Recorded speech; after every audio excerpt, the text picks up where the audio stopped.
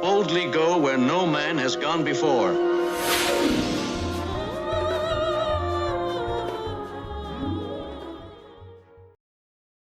Hi, friends. Welcome back to the Area 312 Rock and Metal Vodcast, and this will be our second feedback forum where we just talk about random topics that we have thoughts about. Nothing's preloaded. The topics are going to be placed on the table as is, and nothing is meant in a mean-spirited way.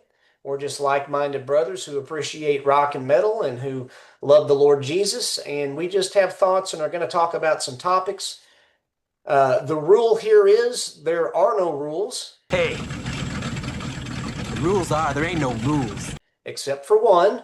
We do have a 60-minute time limit, so we're in, give or take just a little bit either way. But if we're in the middle of something and it's going to go overboard, we will shut her down and we'll resume on the next feedback forum. So, Keven Crothers from Heaven's Metal Online Magazine, great to have you, brother. Glad to be here. Jeff McCormack from Heaven's Metal Online Magazine. Great to have you, brother. Glad to be back.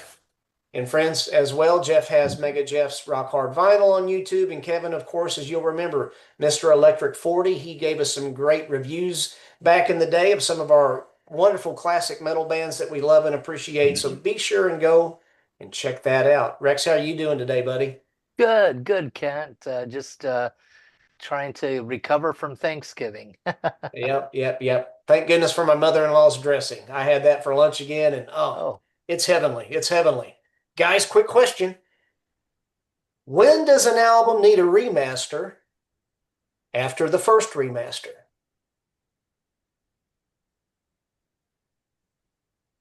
What order are we going in? Jeff, we'll start with you. Well, until you do an after the first remaster, that's a good question. I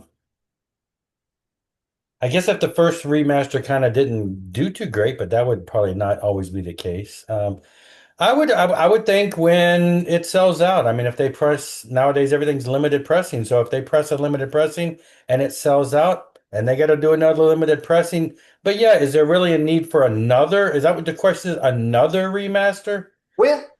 Another way to say it is, when is the second remaster legit? So the initial question was posed, when does an album need a remaster after the first remaster? When is that second, what makes that second remaster legit? Needed. And like I say, so by remaster, you're not talking just reissue. You're talking actual back to another remaster. Another remaster. Yeah, I mean, I don't know why you would ever remaster a second time unless the first one just, unless technology has changed to the point where now the new remaster could be better. Or the person you did before you found somebody that does it even better. I don't know. I would agree. I mean, on some of these now where it's, like if it's a CD, for instance, they do some of our favorite, suppliers, such as it were, the 300 press disc run, for instance. But maybe they remastered it 10 years ago and technology has changed. I think that's legit. I also think it's legit when I mean, how many, I'll just pull it out. How many copies of Weapons of Our Warfare do I need that have been remastered? Yeah. However, I'm going to be 58 here in a couple of weeks, and I was back there when it first came out, and when it came out again and came out again. If there's somebody who's 20 years old and they're going, wait, I just heard this, but then you can't get a copy because everybody's sold out. Now, when that occurs, who knows? I remember, a long time ago talking to Matt Hunt. This is years ago. And there were certain things that he would say, there's just not demand. And I don't know what he would use to qualify as demand. But I think we, as the old guard, sometimes get a little jaded when we go, I just bought this and I just bought this. But there's somebody who's half our age who doesn't have any of it. And I think to a degree, and I will go back to Bruce Dickinson with Iron Maiden and Nico McBrain. They said, why do we need to do these greatest hits tours? I don't want to keep revisiting the same old thing. Because there are kids who are 15 years old who never saw you in 1985 or 2005 or 2015. So that, I mean, I'm with you, Jeff. I totally agree. It's like if the first pressing sold out, and then the second thing is if the technology has changed, and technology seems to change quite a bit. But I think the other thing is just however they gauge demand. And they being, whether it's Girder or Rocks or Boone's, I don't know. That's my take on it. And that's why I was kind of saying there's a difference between reissue and remaster. I mean, they could always reissue the same remaster, but yeah, if you're talking straight up remastering, yeah, I would think technology, because I mean, demand would be it sells out, the new younger crowd comes in and wants it, just repress some of the old one.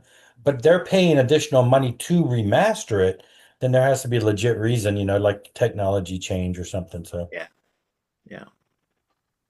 Rex, you want to weigh in on that one, or? Yeah, I mean, probably for the most part, especially if the first remaster was done, well, and your source material is pretty good.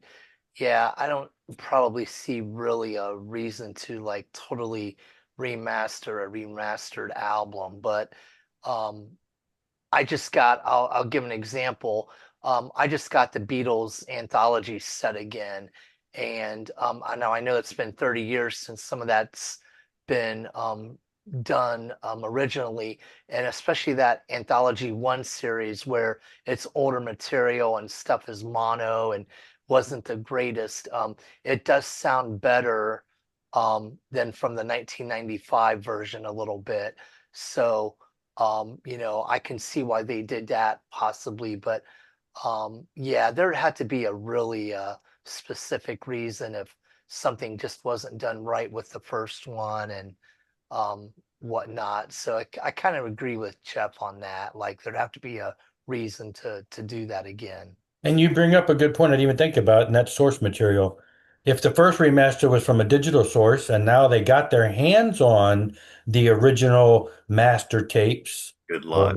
then yeah, but if they did, then yeah, I want that remastered. Yeah. I don't. Yeah, same with the being big into vinyl records. It's like if you're going to give me a vinyl record which is remastered for vinyl from a digital CD source, but then later you get a hold of the actual master tapes, analog tapes, whatever, then yeah, definitely do a remaster from that. But yeah, that is kind of hard, especially in the Christian realm, because most of those things are owned or gone. Don't know who has them anymore.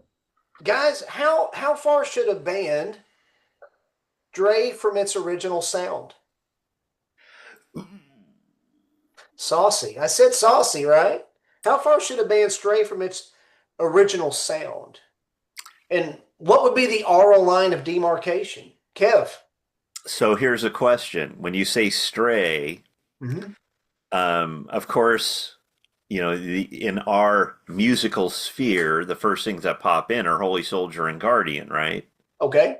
Generally, Yep. Or you could even say Deliverance for that matter. Say Deliverance, you could say Metallica. Well, sure, stuff like that. Yeah. But I guess the question becomes how much, like if I'm buying a 10-song album and they want to throw on 1, 2, 3 songs that have a different vibe, just a different style, depending on how far it demarks, okay.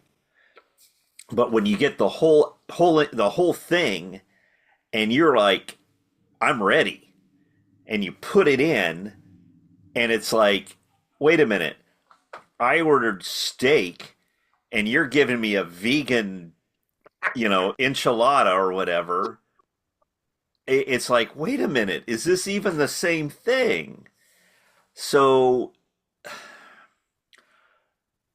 I think again, part of it depends. If it's a couple of songs, okay, I mean I get that, but a whole record, just out of nowhere, especially when you're expecting a certain thing, because then it just feels like you're kind of chasing the dragon. And I guess at the same time, it also depends on the nature of the band, you know, and what they've changed to. Mhm. Um, you know, I was asked this question by another artist recently, and because they were talking about kind of verving in a different direction. And I said, okay, you guys haven't done anything in a while, and now you'll get everybody excited that you're going to do something. They're all expecting A, and you're going to offer them Q. I go, call it something else. And whereas if you have that 10 song little deal and you're going to give them 2, 3 songs that are a little different, I'm cool with that. I may not like those songs per se, but and you could even say, hey, we're going to do more of this in the future, but this is kind of the direction we're moseying in. I don't know. Guys, anyone else? It is a tough one because, in one hand, I understand the fan's perspective, being a fan. On the other hand, I understand the fan perspective. The band's perspective, being a band and growth, and as you change, and also from experience, the band I was in, we did an album that was a certain style, and then we started writing songs for the second album, which were a little different than that style, but probably not drastically different. But then in the middle of that, we all had a change of heart to where we don't really want to go grittier. And so we totally changed styles. So the second album would have been pretty drastically different. But yeah, I think, and to a degree, like Kevin said, call it something else. Make it another project. But then you got problems because now you're starting over as a band. So, but that's the tough thing. It's like maybe that's the best route, and then you got new fans, and then whichever project takes off better is the one you could promote more, but be more involved in. But yeah, it's tough because you build a name, you want to maintain the momentum, but then you throw a curveball, and you know, it can be weird. It's a tough call. But you don't want to be, as a band, you don't want to be stagnant. They tend, and you hear that the bands are like, we don't want to keep regurgitating the same stuff. But that's what the fans like. So So, Kev, I was just going to say simply because I totally get both sides of the thing, you know, and part of me goes, we don't want to be stagnant, but the fans are the ones that are buying your music. Your fans are the ones that are listening. If AC/DC came out with a new record and it was K-pop, we'd all go, what? Metallica with Lou Reed. Did you listen? Any of you guys listen to that? one time, That's all it took. one It time. was absolutely one of the worst things I've ever heard in my life. And But did it appeal to Lou Reed fans at all? I wonder if he got a big kick out of it. Obviously, the Metallica fans were like, "No way." right. I mean, it's one of those things. It's kind of like, so Rex, when Rush changed, essentially, you got moving permanent waves, moving pictures, signals, then Grace Under Pressure, then Power Windows. I And came on board between moving pictures and signals. Exit stage left. They kept changing. I still loved what they wrote, but there are so many people. Anything past moving pictures, I can't stand. And it's just like, why? well, and musically, in 3 albums, look how far that changed in 3 albums' Yeah, time. And back to what we're all talking about too. This is the whole conundrum between band and fan, and what do you do? And I think probably the best way is kind of kind of what you said, Jeff, is maybe do a couple songs like that to not totally overwhelm the fans with something totally new. Um, yeah, yeah, it's been an issue for as long as bands have been around now. Um, and yeah, some people are gonna like it and some fans aren't. That's just what you're gonna get. So, and I'm like you, Kevin. Pretty much I like every Rush album for one reason or another, and they're different. Or there's eras of the band that are kind of the same musically. So, but yeah, you're right. Those changes from moving pictures to power windows is incredible.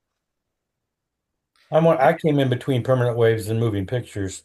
Moving Pictures probably was out by the time I got into Rush. So, but yeah, when they hit MTV with all the power windows and all that stuff with all the heavy keyboards and Hold your everything, fire. I kind of zoned out. I mean, I like all that stuff, but see, you're making a good point here because you all are the fans that stayed with them, regardless of the drastic changes they made. Same with, I'll admit, and since we're going into mainstream music, when 1984 came out by Van Halen, I'm like, what the heck is this jump garbage? When we heard Jump on the radio, it was like, what is this? And it was a kind of very not appealing at all. Now, in hindsight, the album is great. We look back at now, it is great. We eventually absorbed it, but it was a pretty, I mean, you could see a change coming. Diver Down was a little more commercial, but I love that album. Most people don't hate that album, but then 1984 was like, what? So, but I've always been of the type that I just go with the band. I like the band. I'm going to go with their growth. And I'm not always that overly critical of change. And so I'm like, this is where they're at. I like them. I'm going to like what they like. I can't say that I don't have albums I like better by bands than others. But overall, I'm not, I don't usually diss them for being, for changing. I'm like, okay, this is where you're at. I'm going to get into this. I'm going to groove to this, and stuff like that. So, I mean, because conversely, it's like, okay, pull it in, Bride.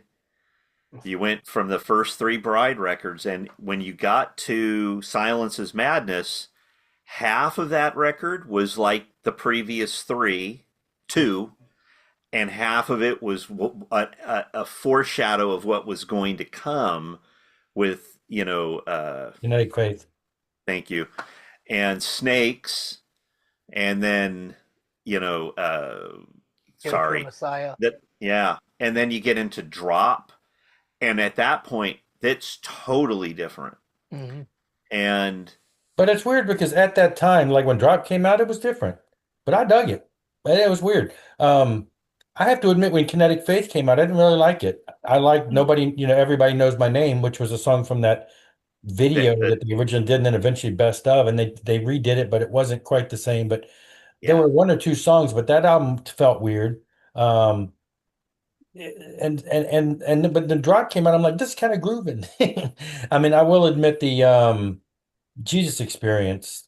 That's the one. Yeah, that one was a little because it was grungy, and I Yeah. wasn't a big fan of grunge. But again, I listened to it all the time until I got to where I could kind of get into it, but it wasn't a favorite. But yeah, So Snakes and what about the album that everybody disses on?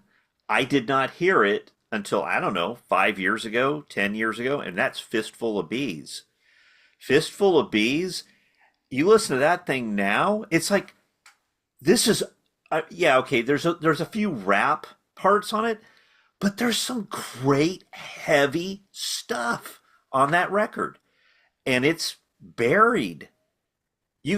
I don't know why they. It needs a remaster. Well, There you go. Kevin, you bring up a good point.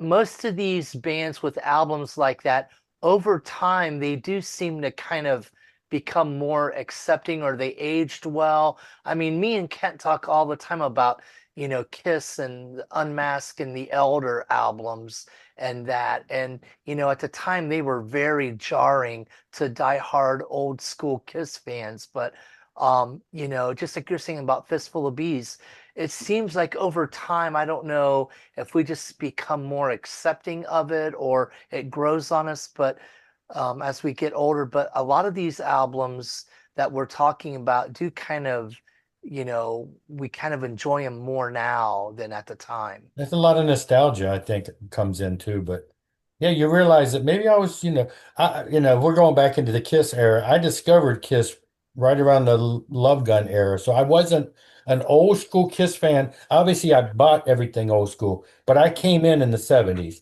So my first official, probably the first album that I bought when it came out would have been the solo albums. And then my first tour was Dynasty, and I got Dynasty.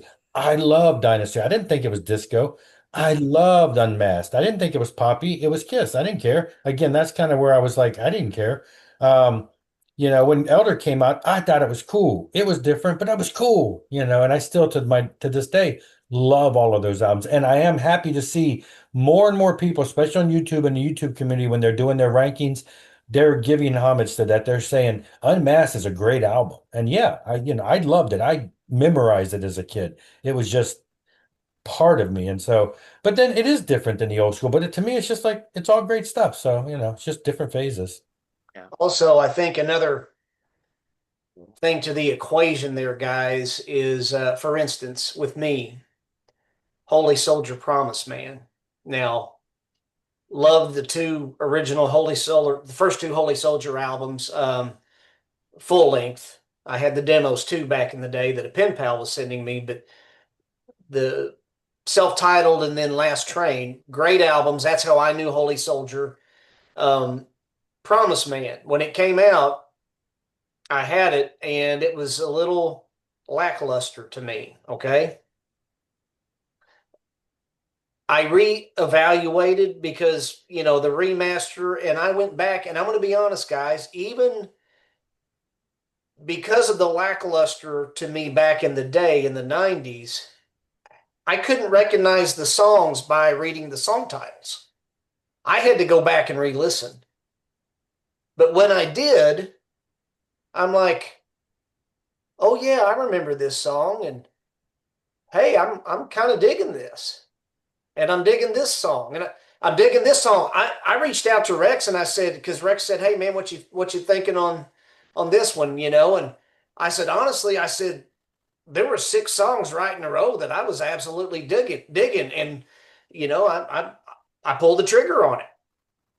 And I think the reason being there, at the time it was jarring because it wasn't Stephen Patrick, and yes, it was grungy / groove metal.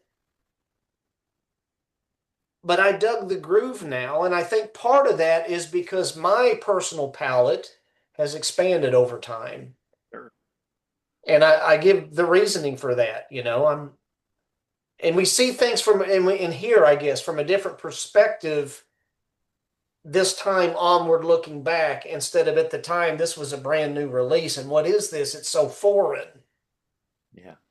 And I think that goes back to your expectations. If you can just say, like with Bride Fistful of Bees, or the Guardian later albums, if you go into it with like not expecting the music before, I think that can change your opinion about an album and just take it for what it is. And that's probably how I do it. I just kind of, when Last Train came out, I thought the first Holy Soldier album was like perfect. But then the second album came out, I'm like, it took a while for that to roll me. It wasn't an instant connection because it was so bluesy and different. What, they got a Rolling Stones song on here. I hate the Rolling Stones, blah, blah, blah. So then when we get the mumbo jumbo, it's kind of like I just went with the groove, and the third album was like, cool, mumbo, let's do some mumbo jumbo, baby. It was I found mumbo jumbo. it was it was the next phase of Holy. It was different though. I love the fact that they did they had the Larry Norman song and all that. It was like, I can dig this. It's different. So every Valentine's Day, I think of that song. Well, it in a smaller way, it just kind of clicked in my head. It's kind of like you listen to Rez, Yeah. and it was, I heard Mommy Don't Love Daddy Anymore, then DMZ, and then here comes Hostage. Right on. What is SOS? What is this? Mhm. And it's all synthy and poppy, and it took me decades to go back and go, okay, I like that. But when I was 15, I wanted every song to be Defective Youth or Yeah. Attention Yeah. or, Military Man. That's because you're right. My expectations, but because I'm a fan of said band, it's like Queensryche. Here's the EP, Queen of the Reich. Oh my gosh, the Warning. It's a little different, I didn't like the warning when it came out. I was so sold on that EP and so ingrained. When the warning came out, I was like, but and it took then time. and then Rage for Order. What Whoa, is this? This is wanna get awful, close to you. man. I was mesmerized by the look and the video uh of that. So, but it took time, but eventually it became one of my favorite albums. The same, they just change, bands Yeah, change. So. yeah. Guys, I'm going to circle back around to some sub questions of the topics that we just hit. Um, you guys have already ventured ahead just a little, and we touched on some of that. But here's a question that I've asked myself for a long, long time, and we're already halfway in to this episode, so it doesn't take much time at all. I really want to get this question in. So we'll circle back to these others. I'd like to quickly give an analogy about something. I'm a builder. I build a house. I live in that house that I built. I put the house up for sale. After some time, a buyer comes and buys the house. In time, another buyer comes and buys the house from that person. And so the last buyer of the house decides, with the house that he bought, to make it into a bed and breakfast that have different rooms. And he takes his purchase, transforms it, and begins making a great deal of money off this bed and breakfast that he's turned it into. The builder of the house, the initial builder of the house, catches sight of this, becomes disgruntled, and he feels that he is deserved a portion of that money that the last buyer of the house had accrued with his purchase. My question here, guys, is do you feel that the builder who sold the house off has a right to be angry at the last buyer? And should that builder expect a cut? Depends on the contract. Remember, there was a buyer in between. Yeah. But I mean, like, I know if we turn this analogy into bands, obviously, some band contracts the original buyer has a piece of the pie, but if he doesn't, if he sold it off, and I'm thinking of one particular band where, after the original builders had a piece of the pie all the way up to a certain point, and then they sold them off. Not saying they're trying to come back for a piece of the pie now, but yeah, I don't, there's a lot of legalities there in the business world, but for the just strictly surface level, I don't see that he has really any claim to that. Would it be wrong or unethical? Well, go ahead, Kevin, before I get into that question. Kevin? No problem. I totally agree with what Jeff's saying. And the reality is, just because you built the house, you sold the house, which means you sold all legal right. You signed over title. You signed over responsibility for maintenance, upkeep, insurance, renovations. You signed over all of that to the next buyer, who then in turn sold it again. Mhm. So you built the house, but you have no legal claim and no legal right to what happens to that house after you sold it and vacated it. And plus, they've probably made improvements, both of those buyers, that you had nothing to do with the investments of. You had nothing to do with the ideas behind that have now made that house more profitable than it was. Why should you get anything from that? You didn't think about that when you were there. So, the house isn't what you sold any longer. Right. Rex, take it away. Yeah, I agree with all that.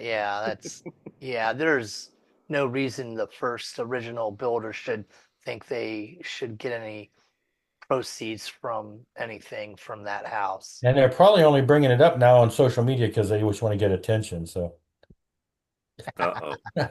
So, guys, is it wrong? It's already been brought home, but just to really bring it all home here, would it be wrong, or is it wrong or unethical for labels to purchase album release rights from the publishing rights holders? If even though maybe the original creators of a song don't have any right, is there any choice in the matter? Is it unethical for labels to go to whom legally owns the publishing rights to accrue those rights to make remasters? Is that unethical at all? No, not at no, all. no, And the it's bottom business. line, is if you're an artist and unless you're putting it out yourself, like Joe Bonamassa, unless you're putting it out yourself and you go to a record company and part of your deal is they're going to advance you 10 grand, 20 grand, whatever these days, not 200 grand. This isn't 1985 anymore. They advance you a chunk of money to record an album. You took their money, you signed a contract, then they own that recording. I'm assuming the label is going to own said recording of those songs for whatever term the contract is. Now, publishing, there are different forms of publishing. There's mechanicals, there's, the whole thing that used to be, whether it's on the radio or whatever, when you buy a record, there's a payment that way. When back in the 90s when, what was it, Star Song and Sparrow, they got bought by Capitol and all absorbed. This was all contracted, Now, there were some of those contracts, I know, if I remember correctly, because I remember certain band members of certain legacy bands saying, we were told after 30 years, the masters would revert to us. Well, the masters are gone. So unfortunately, I don't think anybody thought in 1990 or whatever that we'd be still wanting to listen and pay attention to this stuff in 2025. But, when you sign to leave a band, I'm thinking of Rick Emmett of Triumph. And he left Triumph, he said, I gave up all of my rights, essentially all of the money I could have and would have made.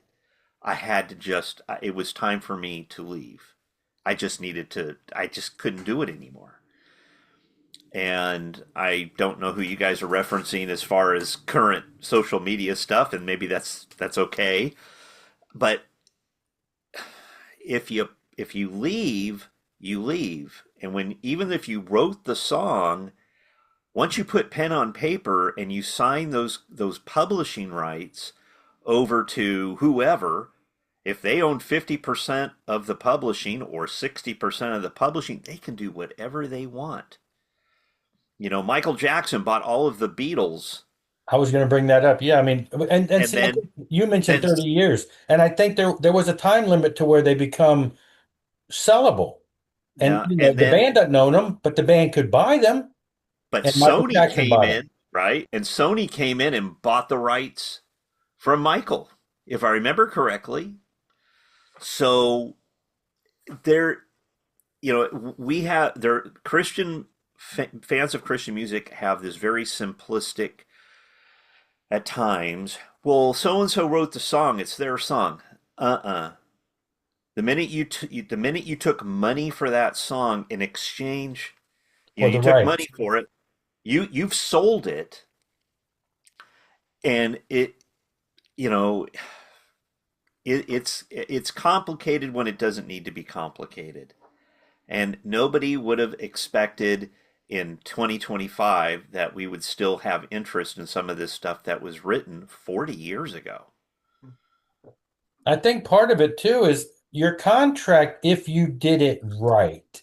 I'm not, I know most bands got burned, but if you had in your contract something about residuals per input in, forever, then 40 years later, when so and so goes to the label and buys the rights, you should get a cut of that because you still are the band under contract if the music hasn't expired over the 30 years or whatever.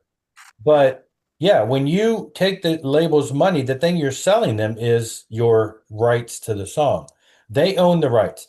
That's why some bands, you see so many bands nowadays re-record their favorite album because they can't afford to buy the rights. And I'm thinking like Twisted Sister. There's no way in the world that the label's ever going to get rid of Stay Hungry. It's the biggest selling album. So what do? They create Still Hungry, totally re-record it. Now they own that. So yeah, bands didn't have they didn't have the smarts or they didn't have the attorneys to protect them. Not all of the bands did, and they were just like, let's sign a dotted line to get a record out, and they gave away everything. If they'd have had in that contract, this is always we're always gonna get royalties on this, until we die. Then when one of our current guys goes in and buys the rights from whatever label owns the music, that band should get a cut of that money. Because where's the money going? I mean, this is a band 40 years ago, and the labels have probably changed hands two or three times, but there's nobody out there saying, "Oh, great, we just sold a bunch of albums by so and so." They don't care. They just sold the rights, but they should say, "Okay, we're by contract. We should be giving the band 10% of this," and then the band is being paid, and it's. But as far as bringing strictly ethics in, it's unfortunate. It'd be great to say, yeah, band should always own it. Band should always get a percentage, but that's not the legal way. And it's not it's not an ethical business per se. Oh, okay, yeah, we'll do that for you because it's the ethical thing to do. A lot of legalese, Yeah. and it's just the nature of the entertainment business. It's a business. No one's going to give you $50,000 or $20,000 and just to do something, you know. But I don't think any of these labels that we're talking about that are buying these things, I don't think any of them have turned any of this into a bed and breakfast. I mean, they are basically re-releasing the first house that was sold. They're just putting it back out there. Yeah. They painted it and put it out there. So Well, some of the remasters, well, number one, they're remastered.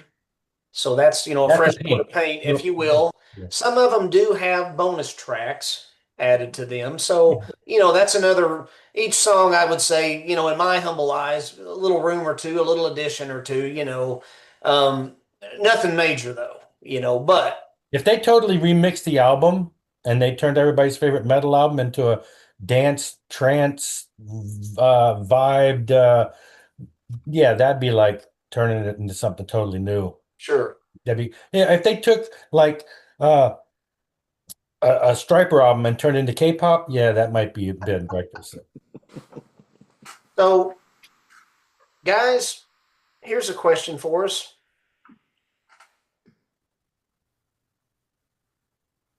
Well, before I ask this question, let's play a game of Druthers real quick. You mentioned Stryper there at the last, Jeff. Let's play a game of Druthers. Fill in the blank. I'd rather have soldiers under command or to hell with the devil. And please qualify your answer. Explain why you would choose. I'd rather have soldiers under command or to hell with the devil. If you could only have one in your collection, and please tell us why. Me? Go ahead, Jeff. Wow. Um, I want to lean towards Soldier Under Command, and I think a lot of it's nostalgia. Obviously, the EP is probably the high watermark for me as far as it was amazing. That's where I cut my teeth. But the next best thing to that is Soldiers. And I'll admit, when To Hell with the Devil came out and songs like Free and Calling on You, I thought were very wimpy at the time. It took a while. So just from that standpoint, there were songs on there that initially I was like, I mean, I love it now, but back then it was like, so Soldiers was like solid, and I loved it from start to finish and still do. I love To Hell with the Devil now from start to finish, and there's some songs on there that probably are better than Soldiers, but I think the overall experience, I just recall when To Hell with the Devil came out, it took me a little bit more to get into. So I'd probably lean towards Soldiers as a more solid release. Kevin, let's play a game of Druthers. Soldiers or To Hell? Without a doubt, Soldiers Under Command. Soldiers Under Command is a heavy metal record. There are songs on To Hell with the Devil that I really love. I love the title track. I love The Way. I love More Than a Man. Those are the three highlights. I love the re-record. I shouldn't say I love. I enjoy the re-recording of Calling on You on Second Coming. It's heavier. It's not quite as poppy. I'm sorry. I have never been a fan of Free. Free to me, just mid. It just doesn't. And then it goes into Honestly, and you lose me. All of Me, not a fan. Sorry. Sing-along song, it's heavy. It's got this heavy keyboard bit. Fine. Let me go back. Soldiers Under Command, recorded with Michael Wagner. Robert Sweet said they did it in, 10 days? I saw the video on Heavy Metal Mania, hosted by Dee Snider before Headbangers Ball. This was in 1985. Dave Johnson of White Throne sent in 777 postcards in crayon and said, please play the new Stryper video. I saw it. A buddy of mine had recorded the whole show, had no idea it was on. I went over to his house. Here it is, 85. I'm a sophomore or junior in high school. And I'm like, oh my gosh, it's a new Stryper video. I get to see them. I was freaking out. Soldiers Under Command, top 100 heavy metal song of all time, secular or Christian, without a shadow of a doubt. It is one of the greatest heavy metal songs ever written, in my opinion. I'll say top 100 because there's a whole lot of songs. But Soldiers Under Command makes me want to sing. Together Forever, okay. First Love reminds me of the Scorpions. Mm-hmm. You got The Rock That Makes Me Roll. I was like, oh man, this is so heavy. That is. Right? Reach Out. Okay, cool song. Great harmonies, kind of Iron Maiden-like. Great harmonies. Waiting for a Love That's Real is kind of the only little, okay, it's still a good song. Together As One. All right. Moving on. Surrender. Just chugging. And then Battle Hymn of the Republic, great stuff.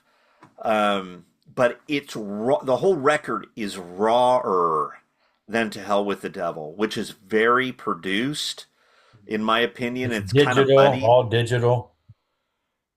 Kind of muddy in spots. But Soldiers Under Command, that needs a full-on real remaster. And I mean, both those records do. And the EP, of course, the original 6 songs, which is never going to happen, but so be it.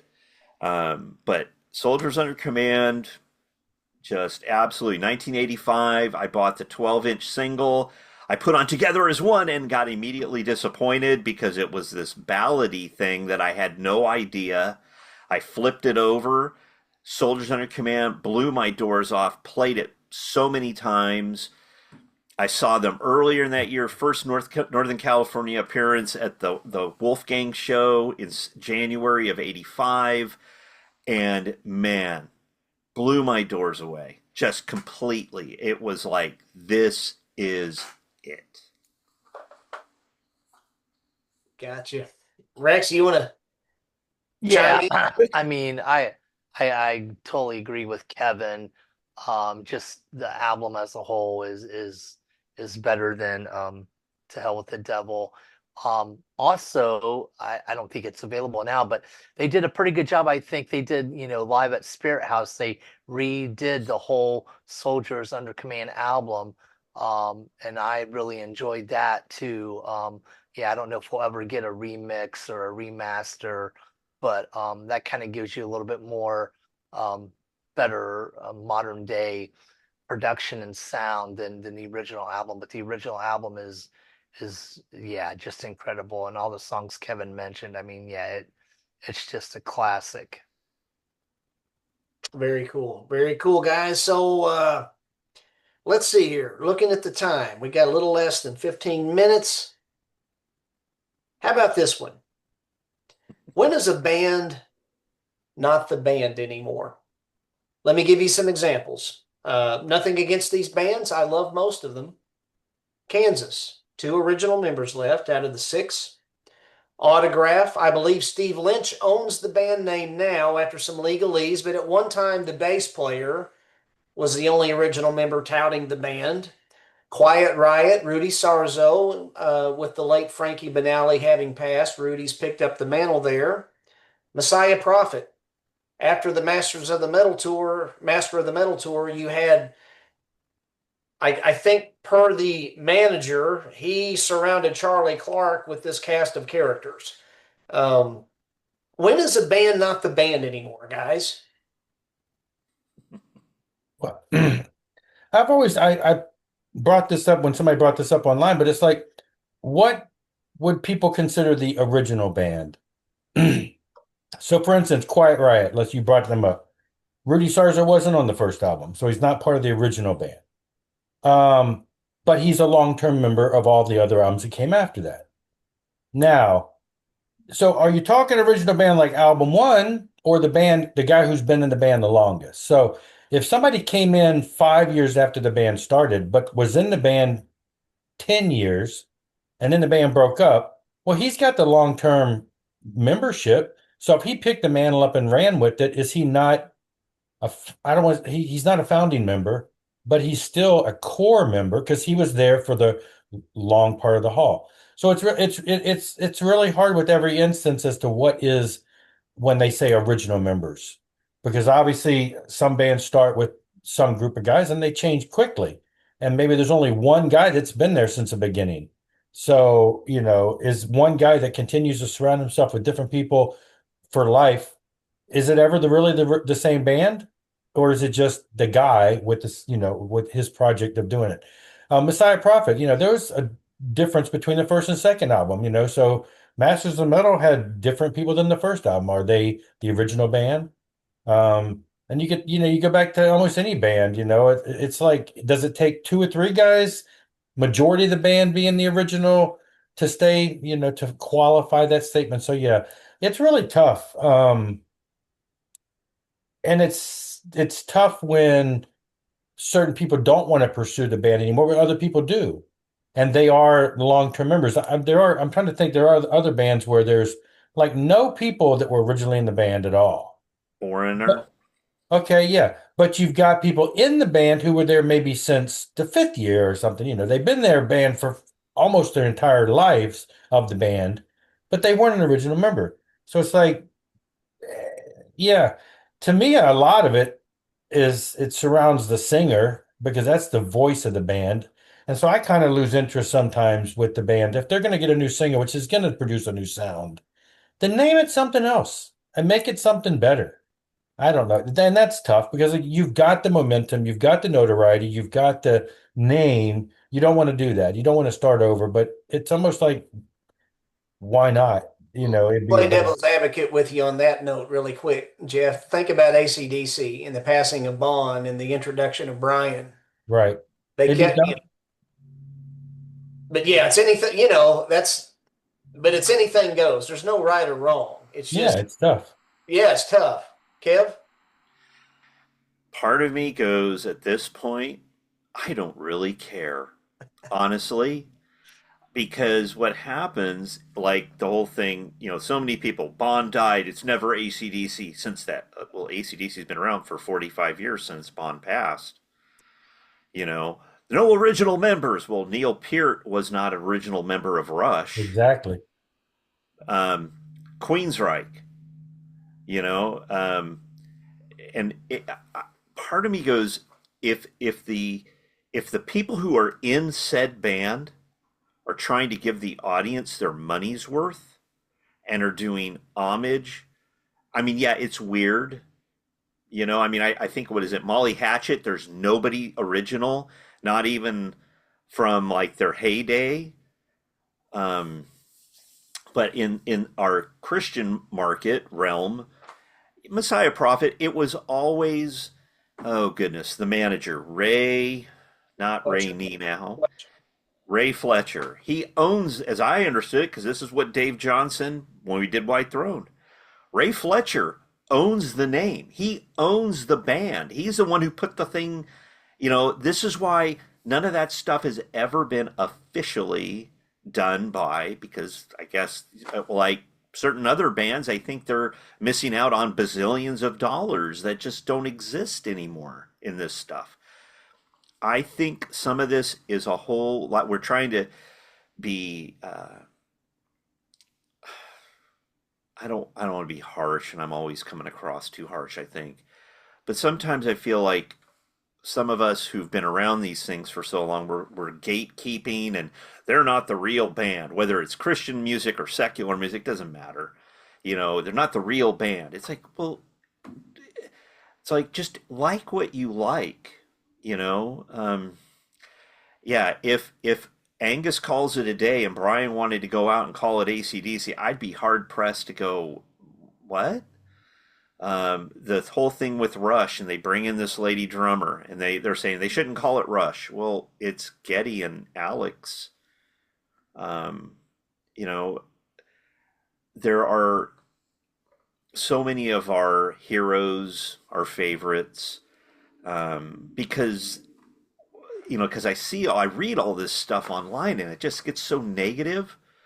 And I just sometimes I'm like, what's the point of just, is it and to the question, I guess it's not the real band anymore when you're not a fan of it anymore, whether that's now or 20 years ago. um, I just kind of I've just gotten overtly, I've heard this so many times and read it so many times, like you all have, Mhm. you know. Um, I think it's just kind of enjoy the music, because what we like, and I have to agree with Rick Beato, man, metal music is not front and center like it used to be. At least not in the mainstream. It just keeps getting a little smaller and a little smaller and a little smaller. And you think about, just because one guy doesn't want to go on, can't go on, dies, whatever. Do you feel like you should punish the rest of the guys that you now have to start over? You Right. don't have a life anymore. You've built this career with this name, with this brand for 50, 40 years, but now the singer dies. Okay, well now we got to start over. I mean, and even if it's not one, one guy moves on, they replace him, and then another founding member moves on 5 years later, and you replace him, and another founding member 5 years later. Well, okay, we've lost three founding members. We got to quit and start over. I just think there's no hard fast rule with that, and yeah, like you said, if you don't like it, then you don't listen to them anymore. But it's still the band's doing the members are still doing what they're doing. The people who are there. I Well, and I mean, think nostalgia has a lot to do with all of this. And I don't think the fans are putting themselves in like the examples you were giving, Jeff. They're not putting themselves, what would they do in the band's place if, just say like with AC/DC, Bon Scott dying like that, or, Neil, passing away. I mean, look how Rush didn't go out, Keven, and do something right away, of course.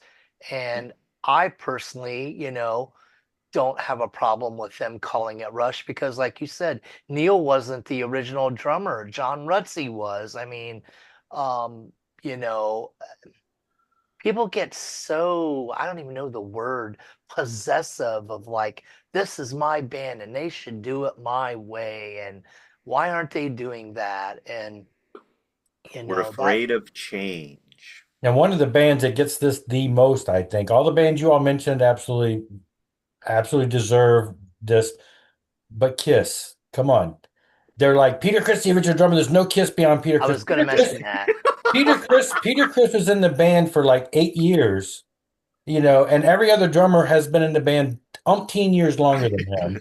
Yeah. And yet he's the founding member, and they shouldn't call themselves Kiss anymore. And I'm like, he didn't want to do it anymore, or he couldn't do it anymore, or he was forced to that. But I love that era, but still he chose, or opted the different direction. So you got to let the band, they've got to continue on. Oh, they got to start over because one of the original members is out. Yeah. Well, Tommy Thayer has been the longest running guitarist Yeah. in Kiss. Anyway, And guys, I'm looking at I will say, Ken, if I can interject right there about Kiss, I don't know if you guys know this, but me and my wife just went to Vegas to this, Kiss Landlocked cruise, I can't believe you and did that. and they did a acoustic and electric set, and I mean, gosh, I can't believe I'm saying this, but I mean, it didn't bother me that, Peter and Ace weren't there. It was still an incredible show. And, the electric show was incredible. I mean, it was Kiss. I mean, they weren't in makeup, but it was still Kiss. It was incredible. So I just, yeah, you got to let some of this stuff go and And it was not, just same thing that Kevin was not, saying. Kevin yeah. was saying about how, the younger generations. So you Mhm. got four guys that you're putting Exactly. in makeup. You're putting four guys in Kiss makeup, two of which they shouldn't be up there wearing the spaceman and the cat. But think of how many in the past, what, 30 some years since they started doing this with these fake guys in there. How many new generations of people have experienced a full makeup Kiss show that Hmm. we experienced, some of us, when we were younger, that they've experienced it now? And that's all the band's doing is trying to give that experience. Yeah, maybe they could have chose different costumes, and it probably would have still been as good, I guess. But again, now we're talking the rights. You got those two guys who sold the rights to that makeup, and Hmm. now they're going to complain and moan about it. You don't have that right. You sold those rights. So let the band do what they got to do to appease the fans, to make the fans happy. And obviously it worked because they were huge crowds every time for the Hmm. past four last tours. It's And our tour. at the end of the day, were we did we initially fall in love with the members or was it the music that captivated our attention? I would dare to say it was the music that captivated our attention. And because of the music, we learned or became fond of the members. And for various and sundry reasons, members come and go. And I think kind of what we're collectively saying is that, if the baton is passed along on that relay race with a band, that's what matters, that that torch is passed along in the spirit of the band. And want to remind our viewers, friends, we're closing this out. We've reached the hour mark. Um, there are no right or wrong answers here. And the reason why we bring some of these subjects up, the reason why I brought these questions up, Jeff and I have had this conversation before with one another, and Rex and well, frankly, all of us have. Those of us who love rock and metal music with the Christian message, it's few and far between in life that we've been able to speak with like-minded brothers and or sisters who've appreciated the style of music with the message. And so as iron sharpen iron, the Bible says, so we are to one another sharpening. So it's wonderful. Like in my case, when I have a question, I can approach my brothers here and ask that question aloud, and their answers help me gain a better perspective all the way around. It's nice to be able to talk about questions that I've had and held in, frankly, sometimes for a number of years. So I want to thank my brothers here for the feedback forum. And friends, we'd like to know, what are your thoughts on these topics? Please put your answers in the comments below when this airs. Again, we love the artists and we appreciate our vendors. We're not pointing fingers at anybody. We're asking questions and answering from our perspective. So it's our opinions alone. We're going to close this out, guys, with a message from home. And it says this in Ephesians 4:1-3. I was just reminded of this today. Paul, the Apostle Paul speaking, as a prisoner for the Lord, then, I urge you to live a life worthy of the calling you've received. Be completely humble and gentle. Be patient, bearing with one another in love. Make every effort to keep the unity of the Spirit through the bond of peace. And again, that's Ephesians 4:1-3. And brothers, I appreciate the spirit of unity that we have and being able to discuss, and maybe our opinions don't always align up, but we can agree that Jesus is Lord, and under his lordship, we love one another and we lift one another up. So Keven, Jeff, Rex, thank you for the fellowship today. And I'll leave any last words with you guys before we end it here. Everybody good? All right, we'll wave goodbye to our friends. Friends, post your comments below in the link, and whatever I'm trying to say. Hello. Hello. Take care, everybody.